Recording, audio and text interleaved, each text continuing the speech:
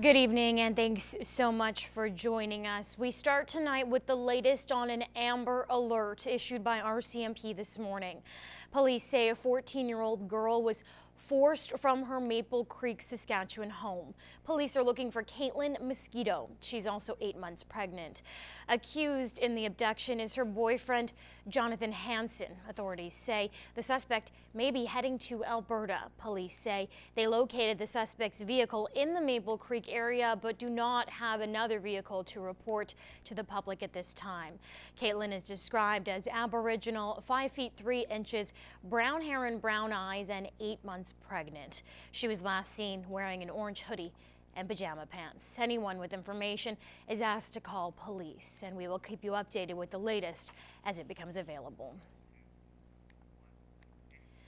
The trial of a North Battleford care home worker charged with assault and administering a noxious substance wrapped up today.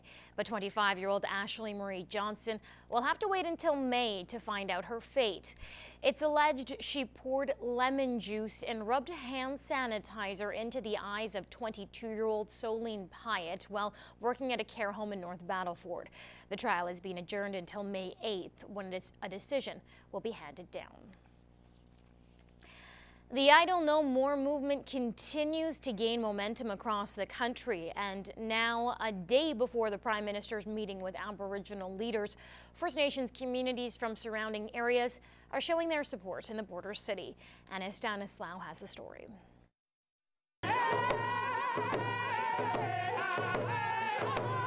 The minus 30-degree weather did not stop Idle No More supporters who stood strong and united.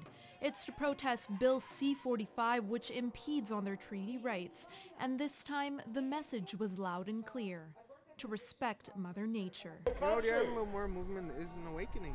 And for us to no longer stand still and allow colonialism to take hold of our nation, to take hold of us, and to no longer just stand around, but to stand up and fight for what is right. Most of those who attended were youth and women. I feel like I've been one of the chosen ones to stand up, stand tall for our women and for our children and for our elders, to protect Mother Earth. And many hope the outcome of the meeting on Friday will respect treaty rights and rights of all Canadians. The Canadian government live up to its sacred obligations, because Canada as a successor state inherited the treaty obligations from the Crown. Anna Stanislaw, Newcap News.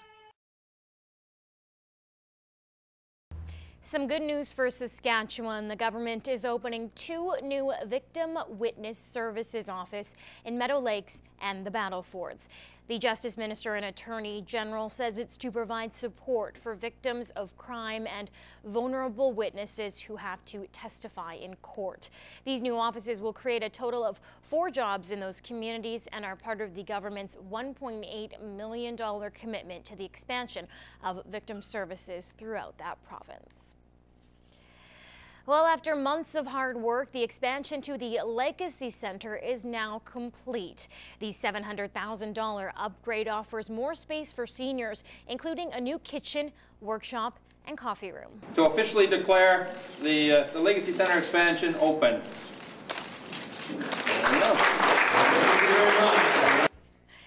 Construction of the addition started last spring, with funding from the city, the Alberta government, and the Lloydminster Senior Citizens Society.